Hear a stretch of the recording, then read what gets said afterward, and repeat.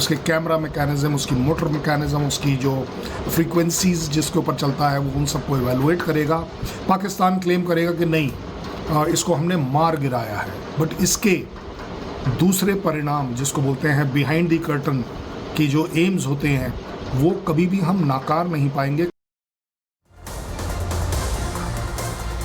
सोच लीजिए दर्शकों, मुंबई में जो हुआ, क्या 16 साल बाद भिवाड़ी के रास्ते होने जा रहा था, वो हमने आपको दिखाया। एक साजिश जम्मू कश्मीर में रची जा रही है, वो हमने आपको दिखाई। लेकिन अब मैं आपको लेकर चल रहा हूं दिल्ली, और जैसा मैंने शुरुआत में कहा था, क्या देश के अंदर भी कुछ लोग ऐसे हैं जो देश के खिलाफ साजिश रच रहे हैं। दर्शक सोचिए आप, क्या अब ये साजिश दिल्ली तक आ गई है, देश की राजधानी दिल्ली। आप सोचिए दर्शक, और यहां पर क्या हो रहा है, कौन है जो साजिश रच रहा है देश के खिलाफ, अब मैं आपको बताने वाला हूं। दर्शकों कहीं मत जाइएगा, क्योंकि इधर देश की राजधानी दिल्ली में भी देश को तोड़ने की साजिश की तस्वीरें सामने आई हैं, और ये तस्वीरें देश की राजधानी को जलाने की हैं। इसे देश को सुलगाने के सेंटर की तरह इस्तेमाल करने की कोशिश हो रही है। भड़काऊ नारेबाजी से देश को जलाने का प्लान है। वो प्लान है दर्शकों जो देश में ऐसी चिंगारी लगा रहा है जिसके बढ़ते ही आग फैल सकती है, जिसे बुझा पाना बहुत मुश्किल होगा। यह आग दर्शकों लगाई जा रही है जेएनयू से। यहां छात्र भड़काऊ नारेबाजी कर रहे हैं, हिंदू राष्ट्र से आजादी के नारे लग रहे हैं, राम राज्य से मुक्ति की बात की जा रही है। इसका वीडियो वायरल हुआ है दर्शकों सोशल मीडिया पर, और यही वो वीडियो है। अब मैं आपको सुनवाता हूं इस वीडियो में क्या कहा जा रहा है, सुनिए जरा।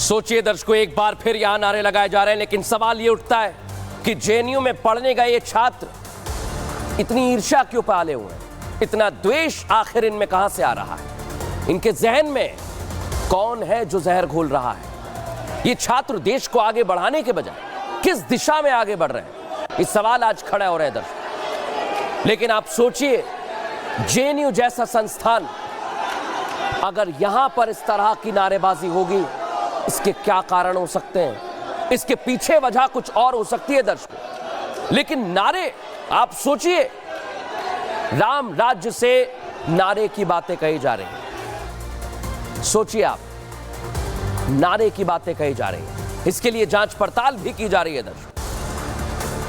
लेकिन बड़ी बात क्या है, यह पहली बार नहीं हुआ है दर्शकों। जेएनयू में 9 फरवरी 2016 में कार्यक्रम के दौरान भी कथित देश विरोधी नारे लगाए गए थे।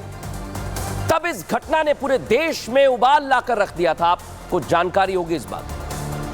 और यह हैरान करने वाली घटना सामने आई थी, जिसमें देश में पहली बार देश के नामी संस्थान जेएनयू में कथित देश विरोधी नारे लगे। अब फिर वही विरोध की आग जेएनयू में धधक रही है। इसे तुरंत शांत करने की जरूरत है, लेकिन सवाल यह कि बड़े और कड़े एक्शन कब लिए जाए। सवाल यह कि जो छात्र देश का भविष्य है, उनमें हिंदुओं के प्रति जलन कौन भर रहा है, देश का माहौल बिगाड़ने की साजिश आखिर किसकी है, किसकी है दर्शक। सोचिए आप दर्शक, साजिश रची जा रही है और इस पर हमला भी बोला जा रहा है। लेकिन अब मैं आपको बताऊंगा दर्शक कि यह साजिश सिर्फ दिल्ली तक सीमित नहीं है।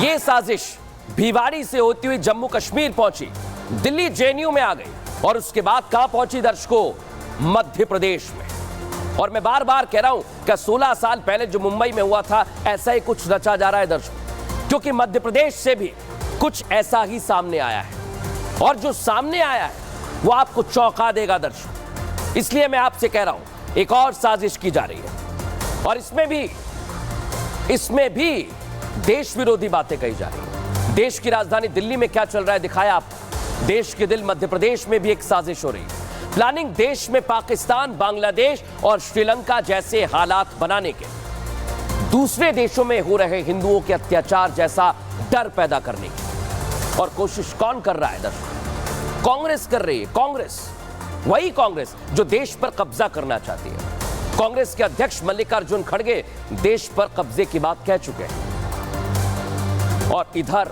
मध्य प्रदेश के दिग्गज कांग्रेस नेता सज्जन सिंह वर्मा बांग्लादेश जैसे हालात होने की बात कह रहे हैं। इतना ही नहीं दर्शकों, वो कह रहे हैं कि शेख हसीना को जिस तरह 45 मिनट में देश छोड़ना पड़ा, ठीक उसी तरह पीएम मोदी के घर में घुसने का डर दिखाया जा रहा है। ये सज्जन सिंह वर्मा कांग्रेस के नेता कह रहे हैं। आपको सुनवाता हूं क्या कुछ कह रहे हैं। पाकिस्तान में हुआ, जिस तरह बांग्लादेश में हुआ, जिस तरह श्रीलंका में हुआ, आज हमारे देश की हालत उससे अलग नहीं है। सुन लिया दर्शकों आपने, कैसी बातें कह रहे हैं सज्जन सिंह वर्मा। लेकिन इसे लेकर भारतीय जनता पार्टी हमलावर हो गई है। और केंद्रीय मंत्री क्या कह रहे हैं इस पर, सुनिए हमारे सहयोगी गणेश ने बात की। जानबूझकर इस तरह के बयान देते हैं। और चूंकि दुनिया का सबसे बड़ा लोकतांत्रिक देश हमारा भारत है और दुनिया के देश हमारे भारत से सीख लेते हैं, लेकिन भारत में रहकर के, देश में रहकर के देश के खिलाफ बयान देना और लोगों के लिए मिसगाइड करना, मुझे लगता है ये कांग्रेस नेताओं की एक तरह से आदत बन गई है।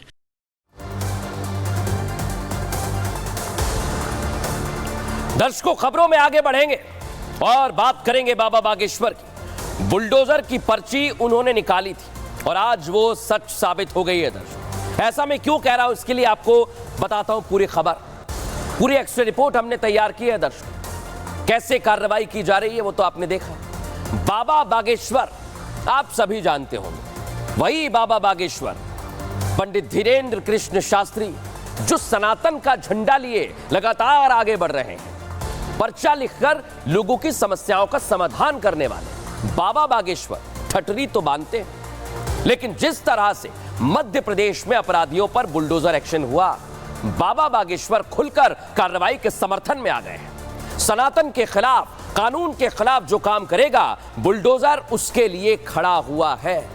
और यह पहला मौका नहीं है जब वो पीले पंजे वाली कार्रवाई का समर्थन कर रहे हो। इससे पहले वो खुद के साथ ही लोगों से बुलडोजर लेने की अपील कर चुके हैं, कह चुके हैं कि हम भी बुलडोजर खरीदना चाहते हैं। सोचिए दर्शकों, और वही बाबा बुलडोजर कैसे अब बता रहे हैं, दिखा रहे हैं, सुनवाते हैं आप।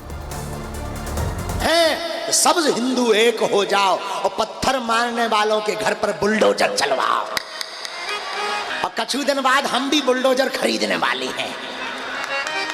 अब पैसा नहीं है इतना, वरना हम भी बुलडोजर